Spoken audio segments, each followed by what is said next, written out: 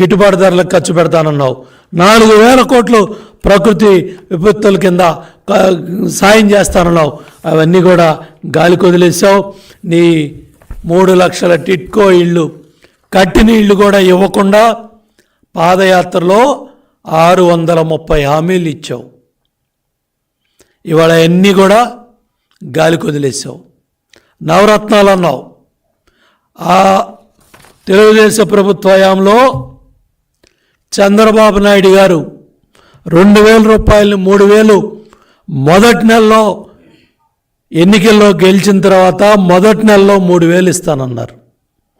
ఇవాళ 2,000ను 3,000 చేయటానికి నీకు 55 నెలలు పట్టింది. ఇవాళ ఏ విధంగా ఇవాళ అవ్వాతాతల్ని, ఎవరైతే దివ్యాంగుల్ని, ఎవరైతే ఇవాళ నువ్వు మోసం చేసిన ఒంటరి మహిళల్ని ఓటు అడిగే నైతిక హక్కు నీకు ఎక్కడుందని నేను అడుగుతా ఉన్నా. ఇవాళ ఓటు అడిగే నైతిక హక్కు, ఇవాళ పెన్షన్దారుల్ని నువ్వు చేసిన మోసాలకి ఓట్లు అడిగే నైతిక హక్కు నీకు ఎక్కడుందని చెప్పి నేను ప్రశ్నిస్తా ఉన్నా. కాబట్టి ఇవాళ ఈ అబద్ధాల కోరు జగన్ చెప్పిన మాటనే మళ్ళీ మళ్ళీ చెప్పి ఇవాళ ప్రజల్ని మోసం చేయడానికి వస్తూ ఉన్నాడు. నేను ఒకటే అడుగుతా ఉన్నా, వివేకానంద రెడ్డి హత్య కేసులో ప్రధాన ముద్దాయి అవినాష్ రెడ్డిని పక్కన పెట్టుకొని నీ సొంత జిల్లాలో నువ్వు బయలుదేరగానే బస్సు యాత్ర తుస్యాత్ర అయినప్పుడే ఇవాళ నీకు ఈ వాస్తవాలన్నీ బోధపడి నువ్వు మాట్లాడే మాటల్లో నైరాశ్యం కనపడతా ఉంది. ఓడిపోతామనే భయం నీ కళ్ళల్లో కనపడతా ఉంది, నీ మాటల్లో వినపడతా ఉంది. ఇవాళ వాటికి సమాధానం చెప్పే పరిస్థితి లేదు.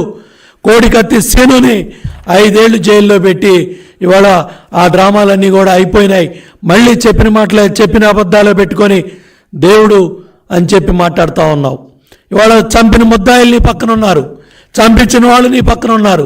అర్ధరాత్రి సమాచారం, తెల్లవారుజాము సమాచారం నీ దగ్గర ఉంది.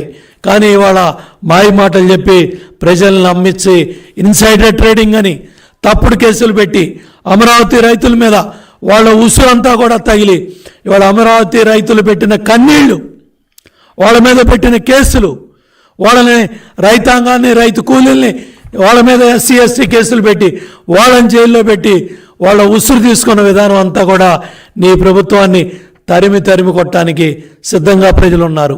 హాయిలాండ్ అన్నావు, భూములు కొట్టేశానన్నావు. ఏమైపోయింది హాయిలాండ్? ఏమైపోయినా అగ్రి ఆ రోజు అగ్రి గోల్డ్ బాధితులకి 3 నెలల్లో ఉద్ధరిస్తానన్నావు, 6 నెలల్లో ఉద్ధరిస్తానన్నావు. ఏం చేశావు? ఆ బాధితుల్ని ఏం ఉద్ధరించావని చెప్పి నేను అడుగుతా ఉన్నా. అదేవిధంగా పింక్ డైమండ్ తాడేపల్లి ప్యాలెస్ వచ్చిందా జగన్ రెడ్డి? 2019లో ఎన్నికల ప్రచారంలో నువ్వు చెప్పిన డబ్బా కబుర్లు, నువ్వు చెప్పిన మాయ మాటలో, నువ్వు వేసిన నిందలో పింక్ డైమండ్ తాడేపల్లి ప్యాలెస్ వచ్చిందా? నోరుంది మెదట్లా. ఇవాళ తిరుమలలో మీ అరాచకాలు, మీ అవినీతి, ఇవన్నీ కూడా తిరుమల వెంకటేశ్వర స్వామి దగ్గరికి వెళ్ళిన ప్రతి భక్తుడు ఇవాళ మీ అవినీతిని ప్రశ్నిస్తూ ఉన్నారు. ఇవాళ చెప్పిన పింక్ డైమండ్ నీ తాడేపల్లి ప్యాలెస్కి వచ్చిందా? నువ్వు పెట్టిన కేసులు ఎందుకు వెనక్కి తీసుకున్నావు? దాని మీద ఏమన్నా సమాధానం చెప్తావా? వెన్నుపోటుకి బ్రాండ్ అంబాసిడర్ నువ్వే అని నీ 2 చెల్లెళ్ళు చెప్తా ఉన్నారు. నువ్వు చేర్చుకుని పార్టీలో చేర్చుకున్న నీ ఎమ్మెల్యేలు, నీ మనుషులే చెప్తా ఉన్నారు. ఇవాళ నువ్వు ఇంత ఉద్ధరించి నీ లక్షల కోట్లు అకౌంట్లు వేసానని చెప్తున్నావు. నీ ఎమ్మెల్యేలు, ఎంపీలు నీ పార్టీని వదిలిపెట్టి ఎందుకు వచ్చారో చెప్పమని నేను జగన్ రెడ్డిని ప్రశ్నిస్తా ఉన్నా. కాబట్టి ఇవాళ కదిరి గొడ్డలు ఎక్కడుంది? ఇవాళ ఎక్కడ పెట్టారు ఆ గొడ్డలి? ఈ వాస్తవాలన్నీ కూడా బయటికి రావాలని ప్రజలు అడుగుతూ ఉన్నారు. వ్యవసాయం దండగని నువ్వు ఎన్ని మాయ మాటలు చెప్పినా, నువ్వు ఎన్ని అబండాలు మా వేసినా, ఈ 5 ఏళ్లలో నీ అసమర్థ పరిపాలన వల్ల రాష్ట్ర రైతాంగం లక్షల కోట్లు నష్టపోయారు. వీటి దగ్గర నీ దగ్గర సమాధానాలు లేవు. ఇవాళ నువ్వు నా నా నా అని చెప్తా ఉన్నా. ఏ వర్గం కూడా ఇవాళ నీ మాట నమ్మటానికి సిద్ధంగా లేదు. 48 సీట్లు ఇచ్చినా నీ వాళ్ళు కూడా నిన్ను చీకొట్టడానికి ఇవాళ సిద్ధంగా ఉన్నారు. జగన్ రెడ్డి గుర్తుపెట్టుకో, ఎవరినైనా ఒక్కసారి నమ్మించగలవు.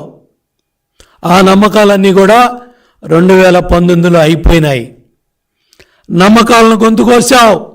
ఆ నమ్మకాలను గొంతు కోసిన నువ్వు